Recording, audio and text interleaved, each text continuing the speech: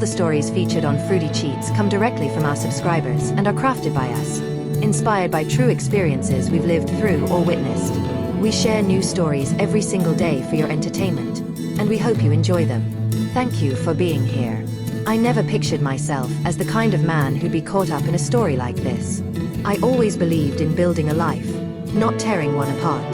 To me, a man should have his own house in order before creating one with someone else. And I did. By 38, I was financially stable, had my own home, my own truck, and a secure career as a project manager at a construction firm in Dallas. I wasn't interested in casual flings or short-term games. I wanted a partner I could build a future with. When I met Laura, she seemed like she could be that person. She had a quiet, classy beauty about her, worked as an office assistant at an insurance company, and carried herself with confidence. I admired that. We dated for a year before we got married.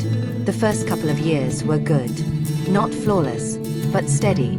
She laughed at my dry humor. I appreciated her sharp mind, and we didn't fall into the constant shouting matches you hear about in other marriages. But over time, things started to change. Not all at once, but gradually, like rust spreading on metal. She began pulling away physically, always coming up with reasons. I'm tired. I have a headache. I'm stressed. At first, I brushed it off. I wasn't going to pester her like some insecure teenager. I figured it was just stress from work, maybe a temporary slump.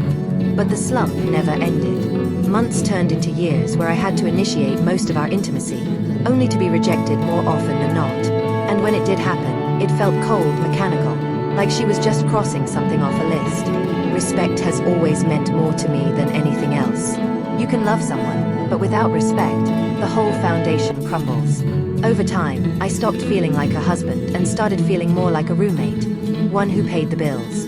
Still, I didn't stray. I didn't hit bars or go looking for distractions. I kept to my discipline. I woke up early, went to the gym, worked long hours, and came home to the house I provided. I was the one fixing the sink, mowing the lawn, filing the taxes, and making sure not a single bill was ever late. That's how I was raised. A man handles his responsibilities. Then came that night. A Thursday. I'd had a brutal day dealing with a supplier who shipped the wrong materials, and a client breathing down my neck about a looming deadline. I came home around 7:30, exhausted but looking forward to the weekend. Laura was in the living room, scrolling on her phone, feet on the coffee table, half a glass of wine beside her. "Hey," I said as I dropped my keys into the bowl by the door. She glanced up. "Hey, dinner's in the fridge. I already ate." No kiss. No, "How was your day?" Just that. I microwaved my plate, ate in silence, and later, when we were in the bedroom, I sat on the edge of the bed and reached for her hand. Quietly, I said, "You know, we haven't been close in a while. I miss us. I miss that part of us." She looked at me like I'd interrupted something unimportant. And then, with zero hesitation, she said, "No thanks. I already did it today at work." At first, I thought I misheard her. I asked her to repeat it. She did, same flat tone, same casual shrug, like it was nothing worth hiding. I just sat there. No yelling, no demanding explanations, no begging. I simply looked at her. In that moment, something inside me shut off. It wasn't jealousy, not even anger yet. It was clarity. She had admitted with her own mouth that she'd been with someone else, and she didn't even care that I knew. She thought she could throw it out there casually, like it meant nothing. I didn't lash out. That's not who I am. A man who knows his worth doesn't fight for someone who's already walked away. I nodded once and stood up. She said, "What? You're not going to say anything?" I told her, "No, you've said enough." That was the last thing I said to her that night. I lay on my side of the bed, closed my eyes, and felt my mind switch gears, the same way it does when a construction project goes south. You don't panic. You assess, plan, and act. Because here's the truth. A man who respects himself doesn't beg for scraps. And I wasn't about to start now. That night, I didn't argue. I didn't slam doors or storm out. I let her believe I'd gone quiet because I was hurt. But in reality, I was shifting into a different mode. The mode I use at work when a job needs fixing. Stay calm, gather facts, and never show your hand. I knew one thing for certain. I wasn't going to confront her without proof. Words can be twisted, denied, spun into, "I was joking," or "you misunderstood me." But when you have evidence, there's no room for excuses. The next morning, I followed my routine as if nothing had changed.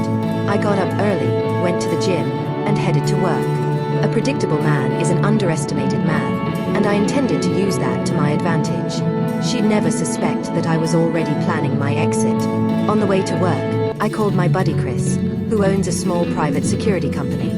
We've worked together on job sites before, and I knew he wasn't the type to ask unnecessary questions. I told him I needed help with phone records and possibly some discreet surveillance. He told me to swing by his office after work. During lunch, I started combing through our joint bank account statements. I wasn't looking for hotel charges. She was smarter than that. But I noticed something else: frequent charges at restaurants near her office during lunch hours. Often on days she claimed she skipped lunch. I wrote down every single one. That evening, Chris gave me a GPS tracker, completely legal for me to place on a vehicle we both owned in Texas. I slipped it into her car while she was inside on a phone call. She never even glanced out the window. The next 2 weeks tested my patience. I didn't press her. I didn't bring up intimacy. I didn't mention what she'd said that night. I gave her space, which she filled with more working late, excuses, and girls' nights I wasn't invited to. The tracker showed her stopping at the same office building after hours, one that wasn't hers. By the third week, I got the confirmation I needed. Chris called one evening and said, "Got her on camera walking into the Hilton with a guy, not a coworker I've ever seen." He sent me the time-stamped footage. Clear, undeniable, no grainy shadows, no room for doubt. It was her. And still, I didn't confront her. Not yet. Instead, I scheduled a meeting with a divorce attorney a trusted friend had recommended. The attorney I met with didn't sugarcoat anything. He told me the truth straight. In Texas, infidelity can play a major role in how assets get divided. He explained that joint credit accounts could be frozen or limited before proceedings even start. He also advised me to begin securing my own separate property, the things I had before the marriage, so they couldn't get tangled in the divorce. That same week, I quietly acted on his advice. I moved the firearms my father left me over to my brother's house. The title for my truck went straight into the safe at my office. I also opened a checking account in my name only, and every week I began transferring a portion of my paycheck there. All of it was well within my legal rights. At home, I wore the mask of normalcy. She'd vent about traffic, gripe about a coworker, or say how overwhelmed she was at work. I'd nod, maybe toss in a short response, then go back to whatever I was doing. But inside, my emotional investment was already gone. Then, the little signs became impossible to ignore. She stopped cooking dinner, saying it was too much after a long day. She bought lingerie but never once wore it around me. She suddenly changed her phone password, something she hadn't bothered to do in years. All of it just confirmed what I already knew. The moment I realized I was ready came on a random evening. She walked through the door, dropped her purse on the couch, and headed straight to the shower without so much as a word. Earlier that day, I'd already seen the GPS ping near that same office building she'd been sneaking off to. I didn't even need the camera footage to confirm it anymore. I sat there watching steam roll out of the bathroom door, and all I could think was, she has no clue the game is already finished. From that moment forward, it wasn't about catching her in the act anymore. It was about making sure that when I moved, it would be clean, legal, and final. No do-overs, no drawn-out, working on it. That's why I kept playing the part of the calm, steady husband. Because surprise is more powerful than any confrontation. When you drop the hammer, it needs to be the very first moment they realize the ground has vanished beneath them. By week 4, I had everything lined up.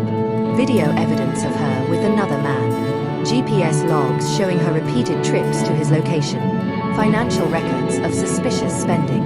A lawyer with paperwork ready to file. My assets secured. A personal account stacked with 3 months' worth of expenses. She thought she was leading 2 separate lives, one with me and one with him. What she didn't know was that mine had already separated from hers completely.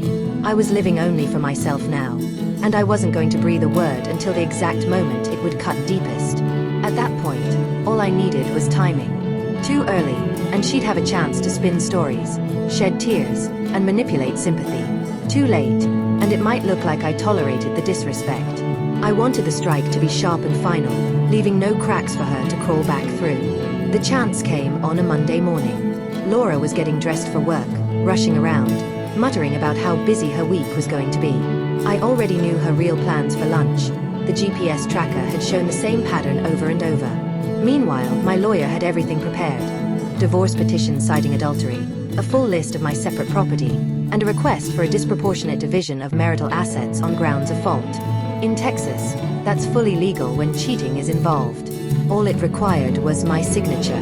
I decided she wouldn't get served in our kitchen or living room. No, I wanted it done somewhere she couldn't control the setting, a place where she had no comfort zone to retreat into. So that morning, I called her office, pretended to be a courier, and arranged to deliver an urgent envelope straight to her desk.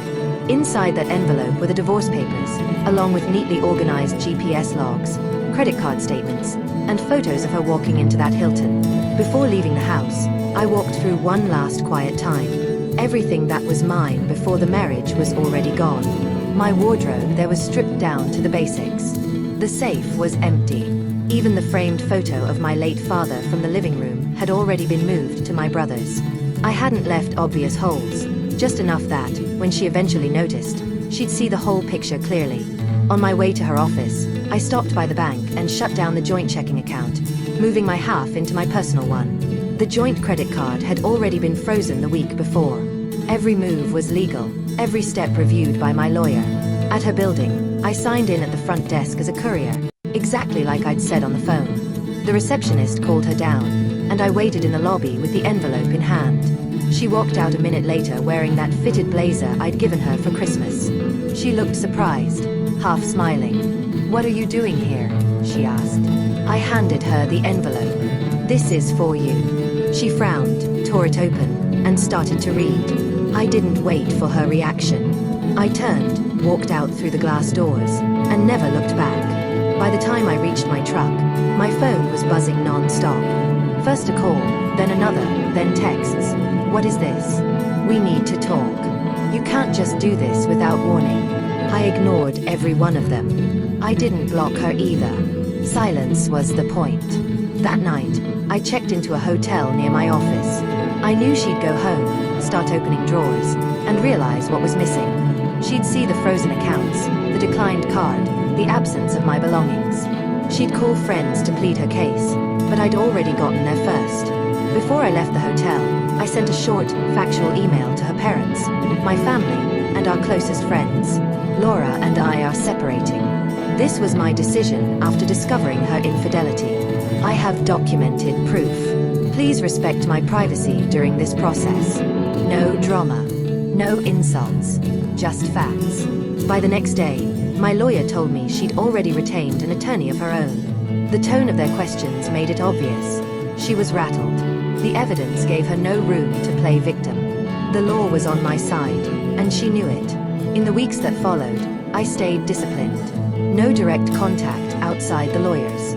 No emotional rants online. No late-night replies to guilt-soaked texts. She tried everything: anger, guilt, nostalgia. She sent old vacation photos. She wrote, "Can we at least talk? We used to be friends." I read them all without replying. The divorce wrapped up in less than 3 months. The final decree awarded me the house, my truck, all of my separate property, and a larger share of our savings. She left with her car and a small settlement. Far less than she would have gotten if she hadn't been caught cheating. When I walked out of that courthouse, I didn't look back. No handshake. No goodbye. Just a quiet drive to my brother's house to pick up the last of my things. The months afterward felt lighter than I expected. I hadn't realized how much weight I'd been carrying until it was gone. No more checking my phone for excuses. No more wondering if she'd feel like being close this week. No more pretending everything was fine when it wasn't. I started running again in the mornings, pushed harder at the gym, cooked my own meals without caring if someone else approved. I even booked a solo trip to Montana just to hike and clear my head. And here's the part one never saw coming. I didn't feel bitterness. I wasn't replaying her words. No thanks. I already did it today at work. I wasn't daydreaming about revenge anymore, because I'd already carried out the only revenge that mattered. walking away with my dignity, my assets, and my life intact. People think strength comes from confrontation. It doesn't. Real strength is in the exit, the calm, deliberate, final exit. Because once you recognize your worth, you stop wasting time trying to make someone else recognize it. Laura reached out a few more times after the divorce, on my birthday, at Thanksgiving, with a Merry Christmas and a smiley face. I never replied. Because the truth is, I was already gone.